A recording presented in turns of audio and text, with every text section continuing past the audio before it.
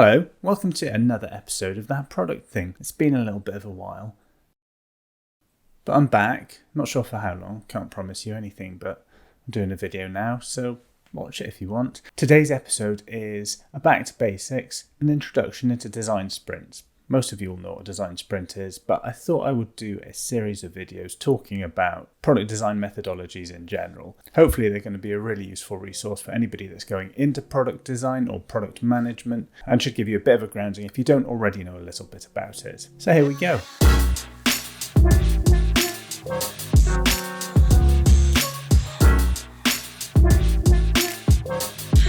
This is round one, and today I'm going to talk about design sprints. The design sprint can be a tricky concept to tackle. Many people that you talk to may think that they already know what a design sprint is because they've worked in an agile methodology and they know what a sprint is and they know what design is, usually from a Photoshop or CorelDRAW perspective. They mush those two things together and they remember a time when a designer once got involved in one of their sprints.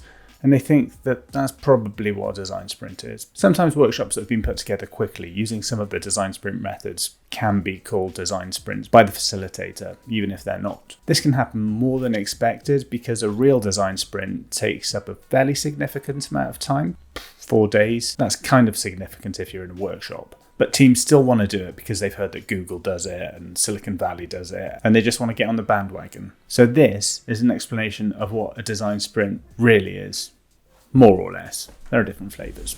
A design sprint is a 4-day workshop that follows a fairly fixed schedule and requires a dedicated team of 7 people that are working on a product. You start a design sprint with a problem. You explore the problem space, listen to and consider the opinions and thoughts of everybody in the group. You come up with a solution for that problem, you prototype it as a team, and then on the final day, you test it with 5 real users. That's it.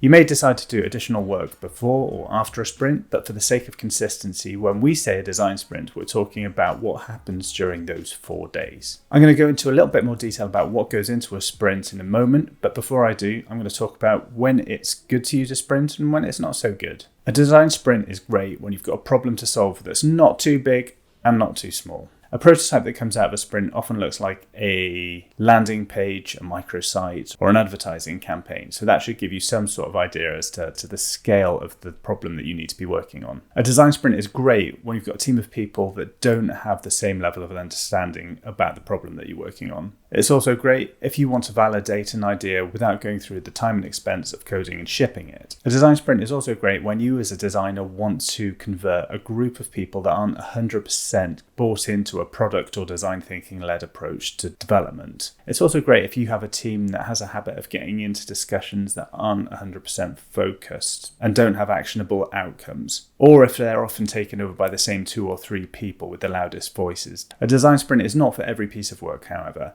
It may be a good idea to find an alternative if you have a really small problem, such as what colour should the call to action be, or how should a user reset their password. If you have a really big problem, like how do you design an entire service design for an online bank or something, it's not so good if you have a tiny team or a huge team.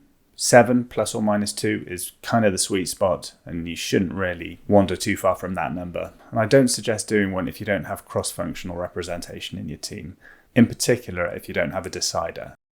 Now, a decider in a design sprint is a person that has the authority to veto or green light the outcome of your sprint. There's no point in 7 people spending 4 days working on something non-stop, only for the boss to cancel it when they see it for the first time. In terms of who needs to be in the sprint when, as a designer, you're on the hook for the whole 4 days. The first 2 days are all about extracting information, ideas, and knowledge, and ultimately a decision on what you're going to test. The whole group needs to be present for these 2 days. Day 3 is when you build the prototype, so this is when the designers do the heavy lifting. If anybody else in the team is capable or eager, it can be really useful for them to help out here too. It's important to use a collaborative tool when you're building the prototype. Figma, Adobe XD, or InVision are all good candidates. Day 4 is when you test your prototype with 5 users. If you're doing this in person, it can be a really nice touch to have everybody in the team watching the interviews via a video link, or a one-way mirror if you've got an interrogation room handy. And during that time, they come up with their own conclusions about how well the prototype solved their problem. In the age of online working, the reality is more likely to be that the interview will be recorded via Zoom and the video will be shared with the team afterwards. At its essence, that's all a design sprint is. When used correctly on the right problem, they're almost always successful in getting a team on the same page about what a problem is, what a possible solution is, and what the next steps are that you need to follow in order to get closer to putting your solution into production. So what goes on during the workshop elements of a design sprint? Here's a whistle-stop tour of the remote design sprint. And when running a remote design sprint, we split up the first 2 days into 4 afternoons. Because who wants to sit in front of Zoom for 2 full days? Nobody does. Nobody. These 4 days are split up into 14 time-boxed steps. I'm going to attempt to explain each of these steps in less than 20 seconds. This is by no means an instructional video. I'll put some really good resources in the description that will get you up to speed better than I can. Let's get into it. Day 1, Step 1, Expert Interviews and How Might We statements. This is a 30-minute session where we talk to the entire group about what the problem is that we're trying to solve. In particular, we want to hear from the subject matter experts and the decider, and you might even call in some experts from outside of the team for this step. During this interview, we write sticky notes in the form of How Might We statements. This is where you take queries or points and phrase them in a question that starts with How might we? For example, how might we describe Step 2 in less than 20 seconds? Glad you asked. Step 2 is How might we organisation and voting. It lasts 20 minutes, and during this time, everybody in the group is asked to categorise and organise common themes and patterns within the How Might We's that we created in Step 1. During the last 5 minutes of this exercise, each participant has 2 votes, and they put these votes on the How Might We's that they think are the most important. The facilitator then puts these in order of popularity. Step 3 is 15 minutes, where each participant comes up with 1 to 3 long-term goals. Again, the group votes for their favourite long-term goals, the only difference this time being that the decider gets a special vote with which they choose the long-term goal that they think is the most important. Defining a long-term goal at this point helps the team stay focused on one objective. It's also useful for measuring the success of our solution later on down the line. Step 4. After a 10-minute break, you define the sprint questions. This lasts 20 minutes, and this is where you try to identify the potential hurdles to the solution that you are designing. Each participant presents their questions back to the group. There's another vote,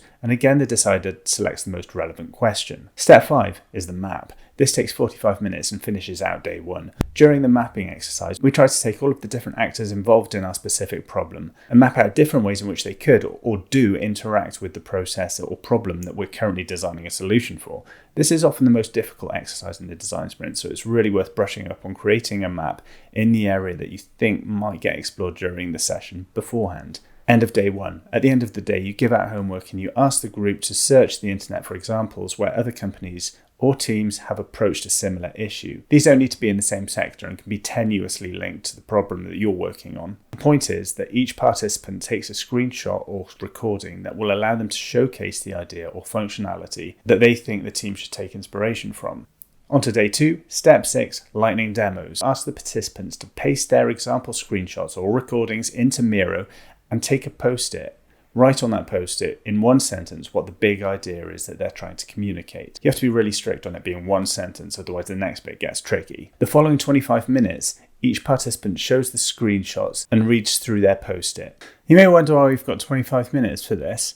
Participants will always want to go on about their big idea, and it's important to keep the meeting moving without stifling creativity too much. Aim for 25 minutes. Expect 55. Step 7. And this takes an hour and a half, but it's broken up into 3 subsections. Part 1. Notes on a sketch. Each participant spends 35 minutes reviewing Miro, making notes about everything they see and starting to formulate ideas. Part 2 is Crazy A's, an 8-minute exercise that makes everybody really uncomfortable but also gets the creative juices flowing. And Part 3, the most important part, the concept sketch. They spend 45 minutes, or whatever's required, creating a poster out of A4 paper, post-it notes and Sharpies.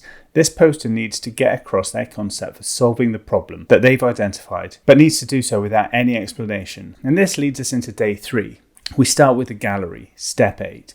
During the gallery step, all of the concept sketches from the previous day are unveiled. Authors are kept anonymous and the group has 20 minutes to read through each of them, putting sticky notes on the ideas or features that they like the most. They have unlimited sticky dots, but not a lot of time. There's also a section for questions on each concept. Step 9. This is the speed critique. It lasts 15 minutes and the facilitator needs to go through each of the concepts one by one and try to summarise what the big idea is that each concept is trying to communicate. During this session, participants have the opportunity to interject and tell the group if they think that the concept was trying to communicate something else. During step 9, the facilitator should nominate a member of the team to take notes of key takeaways from each concept. Pop them on a sticky note. Let's speed this up a bit. Step 10, straw poll vote. Everyone apart from the decider votes on their favourite concept after spending 5 minutes reviewing. Step 11, select and pitch. Everybody apart from the decider spends 5 minutes writing 4 bullet points about why they chose what they chose. They then have 1 minute each to read out these reasons. 10-minute break.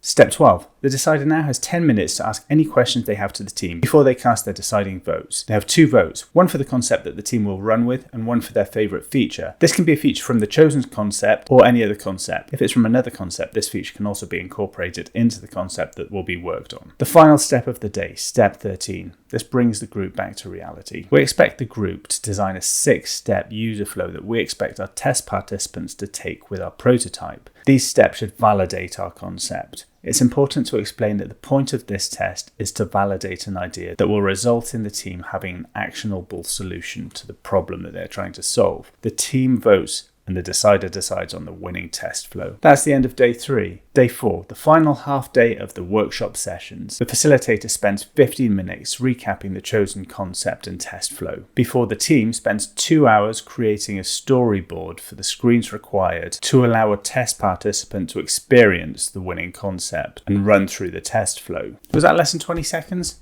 I think so. Yay!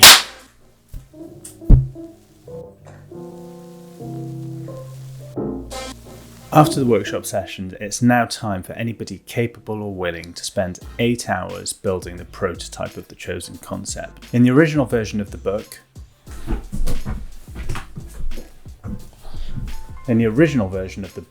they suggest using PowerPoint, WordPress, or Keynote to do this. But since then, Figma, XD, and InVision have luckily been invented. The important thing is that the prototype is fairly high resolution and intentional in its design. We want to test a specific thing, not just gather qualitative feedback about the concept as a whole. Even if there are team members that aren't helping build the prototype, it's really important to keep them in the loop. You need to get the prototype built within this design sprint timeframe. Otherwise, you'll risk going into too much detail and focusing on getting your prototype perfect by the standards of the team rather than by the standards of the user. I'm sure all of you will have experienced a project that has been hard to let go of because you spent a lot of time working on it, even if it turned out that the users hated it. Hate's a strong word. You know what I mean. The final day of the sprint, which should be day 4 or day 5 at the very latest, in terms of hours spent working on the project, is where you put the prototype in front of test participants. You ask them to interact with it, and you see if they do what you expected them to do. My battery's dying, let's get this done. I'm not going to go into the full details of designing the interview questions, but I'll put some useful resources in the description that'll help you do it. So that's it, that's a design sprint. Hopefully this should help you understand what sort of scenario would suit a design sprint and also give you a bit of resource to sell it to a decision maker if you want to do one. It's a full product design life cycle in a miniature form. It allows everybody in the team to get a shared understanding of the problem, the solution, and of what's going on in each other's minds. And also it's usually pretty rewarding. Almost fun for the team, not for the facilitator. It can be hard work, but worth it. Hope that was useful. All right, I'm done.